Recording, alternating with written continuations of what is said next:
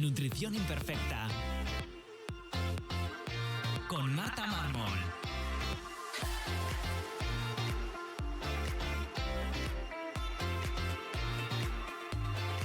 Bienvenidos a Nutrición Imperfecta, el podcast de Marta Mármol. Un lugar para aprender a cuidarte y a empezar a ver la nutrición como una aliada para recuperar tu salud y encontrarte mejor. Te recuerdo que puedes descargarte mi ebook gratuito Síntomas digestivos, la gran epidemia en martamarmol.com/ebook.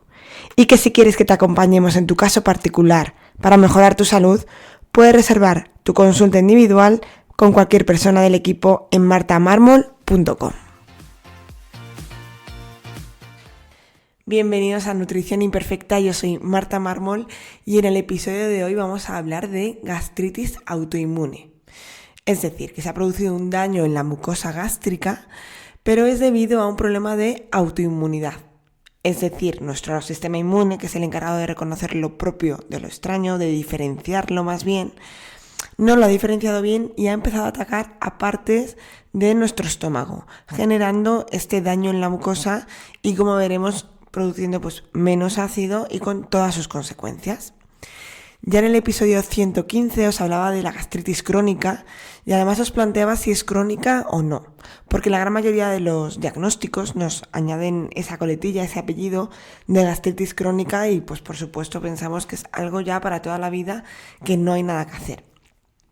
Y es cierto que en una gastritis generada por 1000 millones de cosas, como por un daño físico, ya puede ser por una infección de Helicobacter pylori, que también tenéis en varios episodios, creo que ya hay 3 dedicados al Helicobacter, o por otro tema como puede ser un exceso de estrés, como puede ser un daño en la mucosa por una mala alimentación, o incluso por la toma de muchos ibuprofenos, en un proceso de, hemos tenido un accidente. Siempre pongo este ejemplo, ¿no? Nos hacemos un esguince y estamos un mes tomando ibuprofenos y nadie nos dice que eso daña la mucosa y nos generamos una gastritis.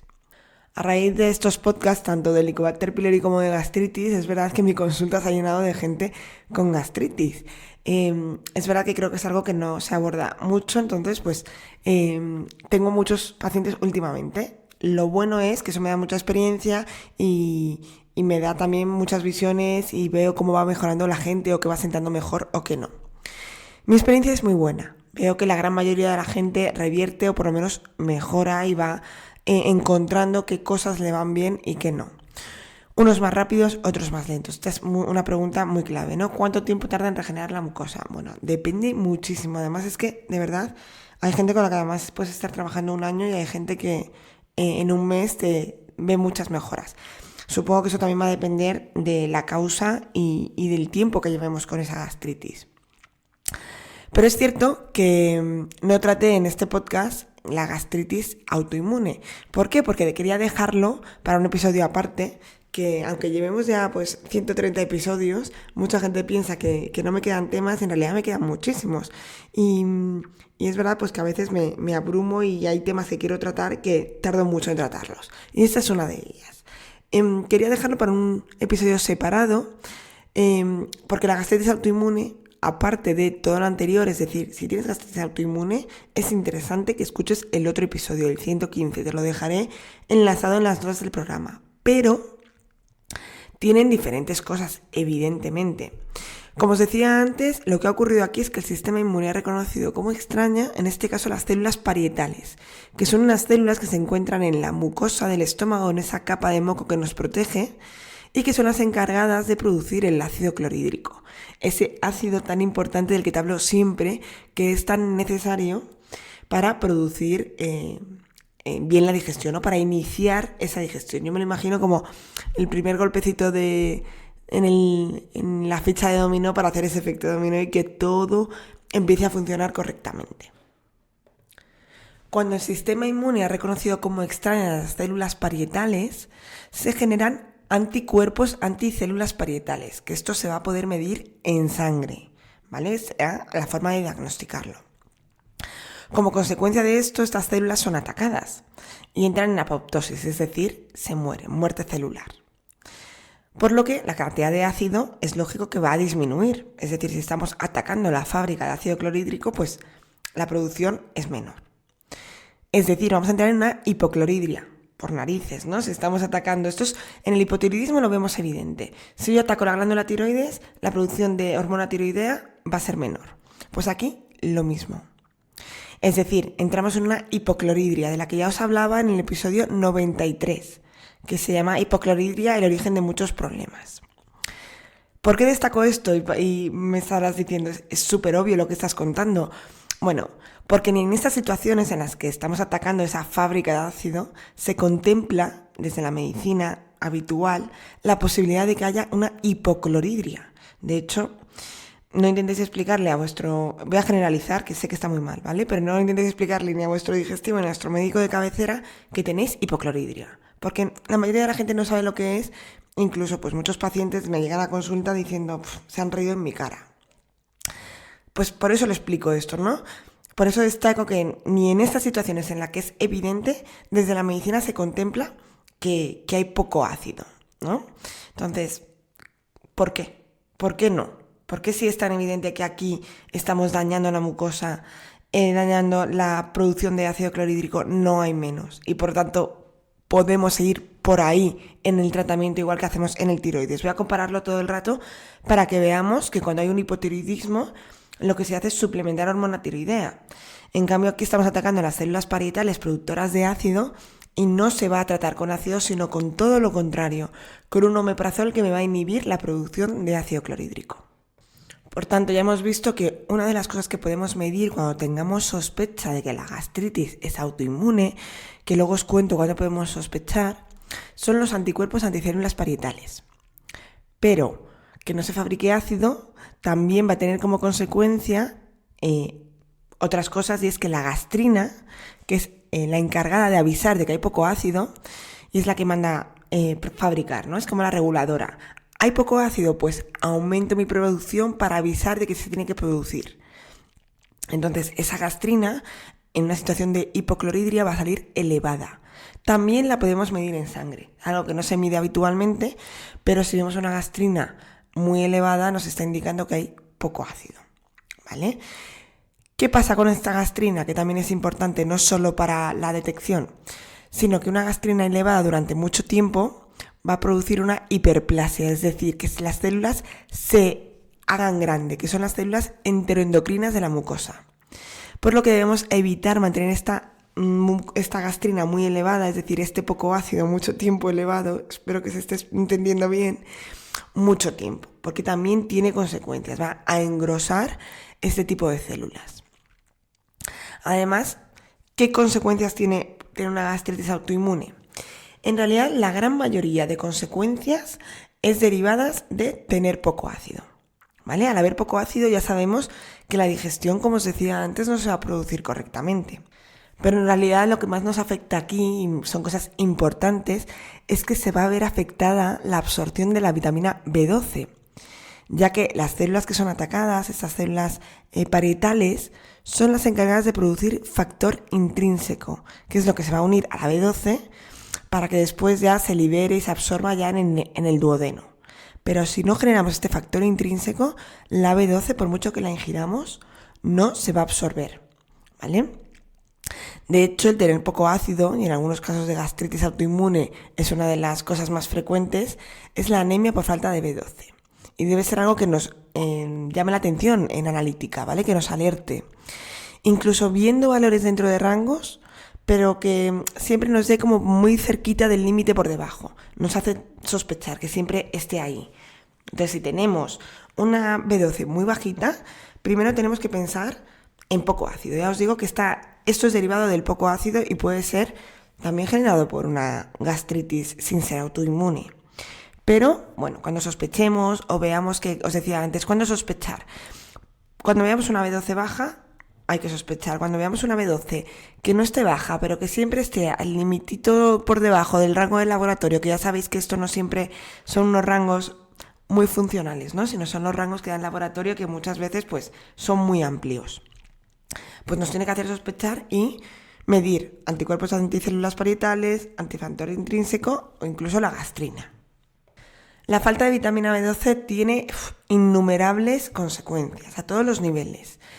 Y en esos casos es importante que no se suplemente vía oral, por supuesto, sino intramuscular. Se suele empezar con bolos elevados y luego se va manteniendo cada mes. Esto os lo manda el médico y también va a depender pues, del tiempo que llevemos en B12 y de las consecuencias. El ácido también es fundamental para que se absorba el hierro, por lo que una anemia ferropénica también os puede avisar de que hay alguna gastritis, ¿vale? Repito, puede ser autoinmune o no. Aquí también entran algunos problemas porque muchas veces la B12, o sea, la anemia por B12 o la anemia por hierro, la vamos viendo también en el volumen de los glóbulos.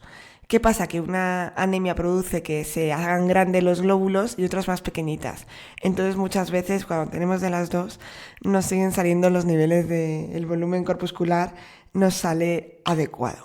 Esto ya es otro nivel, ¿no? Pero bueno, también os lo digo porque si tenéis síntomas y siguen siendo en rango, hay que seguir investigando y rascando, ¿no? ¿Qué puede haber detrás? Porque como siempre la analítica es eso, una analítica, es una foto de lo que está ocurriendo y no nos va a dar todo, nos puede dar pistas y nos puede guiar y tenemos que saber interpretar todo más allá de ver un asterisco fuera de rango o no.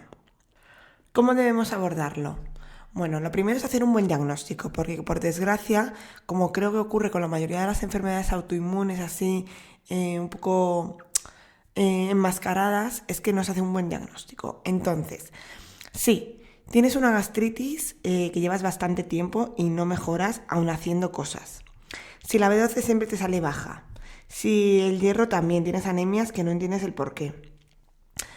O sí que sale bien, pero tienes todos los síntomas derivados de una falta de este tipo de vitaminas. Pues puede ser cansancio a nivel anímico, tendencia a depresión, neblina mental, debilidad muscular, todas estas cosas que digas, mira, es que puede ser que vaya por aquí. Lo primero es medir anticuerpos, anticélulas parietales, antifactor intrínseco y gastrina. Con eso hacer un buen diagnóstico de qué gastritis o qué tipo es. El tratamiento clásico para cuando nos detectan gastritis autoinmunes son los prazoles, los inhibidores de la bomba de protones, que tenéis otro episodio del por qué no se debe abusar de esto. Tienen alguna indicación puntual, pues cuando tenemos una úlcera, en esofagitis eosinofílica, a veces hay gente respondedora a este tipo de tratamiento, es decir, si tú lo tomas, no te asustes, porque pienses que nunca hay que tomarlo. Hay veces que hay que tomarlo, pero en la gran mayoría de los casos no, están mal indicados. Estamos poniendo una tirita y en esos casos estamos agravando los síntomas, porque si encima estamos inhibiendo esa producción de ácido más, todos los síntomas derivados de la falta de hierro y de falta de B12 van a seguir estando. Como os decía, ¿cómo abordarlo? Pues aquí tenemos como dos vías. Yo siempre lo intento diferenciar para explicarlo en consulta. Una vía va a ser a ir a mejorar toda la mucosa y todas sus consecuencias. Es decir, yo aquí te recomiendo que te vayas al episodio 115 porque ahí comparto muchísimos suplementos y alimentos que en consulta uso para ellos, ¿no? No me voy a enrollar, pero se suele usar para mejorar la mucosa, pues aloe vera, vitamina A, espino amarillo, caldo de huesos, infusiones de regaliz, por ejemplo, o de lino. También podemos usar algunos micronutrientes necesarios en el tratamiento, como pueden ser el zinc, el magnesio, el selenio, el molibdeno. Esto es todo destinado a mejorar la mucosa. Después, por supuesto, tendremos que poner B12. Bolos de B12 en cuestión y en función de lo que necesite el paciente y también sus niveles. Esto lo manda el médico.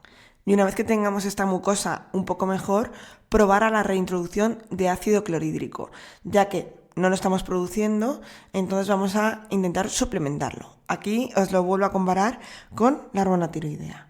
Pero eso tiene que ser cuando hayamos mejorado bastante la mucosa, ya que puede estar muy dañada. Por este lado es un poquito tratarlo igual que cuando tratábamos una gastritis por cualquier otra causa. Aunque es verdad que, como hay una autoinmunidad, pues aquí va a ser un tratamiento que va a ser de mantenimiento casi de por vida, ¿no? Dependiendo y en función de lo que vayamos necesitando. Pero por otro lado, y aquí es lo que le diferencia de una gastritis por Helicobacter pylori, por ejemplo, es que tenemos que atender a que aún hay una autoinmunidad.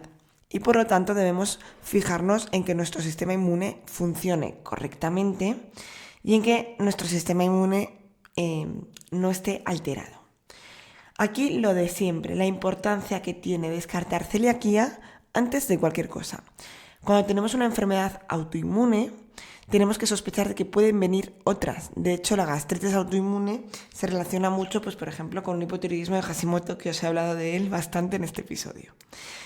Respecto al descarte de celiaquía, tenéis un episodio, el 127, en el que os hablaba de la importancia que tiene descartar celiaquía antes de la retirada del gluten.